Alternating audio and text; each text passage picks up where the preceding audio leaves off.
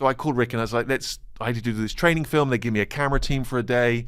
Let's do something. And what we did became essentially The Office. And I would then walk around the BBC with this tape, taking it to executives, going, I know you don't know me, but can I show you this? And eventually they let us make a pilot. What was the specific thing? It was like 20 minutes. And I realized that if we shot it like a documentary style, we could just get a lot more footage in the can. And was it about an office? Yeah, it was the character. There'd been kind of ideas that Ricky and I had spitballed when we worked together, and he had some funny observations about kind of some office people he'd worked with. And so we just kind of pulled them together, and then he performed it, and that character just, was there sort of dormant in him. Oh, he's Elaine. She left you yet?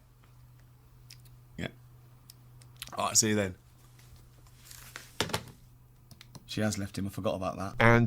And so we just sort of fed off each other, and we had 20 minutes of good stuff. And it was just, there was like a magic dust to it. You had it, and you were like, something about this one feels more of a different quality than anything else I've done. Well, yes, but not only that, I hadn't done anything. I was only in my early 20s, so I was like, this was sort of the first thing. Did people react positively? Yeah, so the other people I was training at the BBC, other people watched it, and they were sort of, we watched it in a kind of group session. They would show me their little videos about the barbershop or whatever, and then I showed them this, and they were silent, and I was like, oh, I guess it's not good, but they were like, fuck me.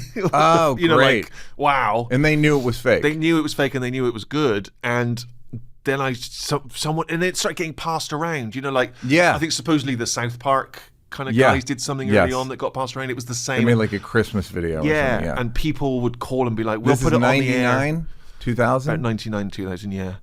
And people would say, we'll put it on the air as it is. And again, though, but like you were saying, it was like, no, let's do a pilot. No, let's I'm make Billy a proper show Wilder here. Yeah.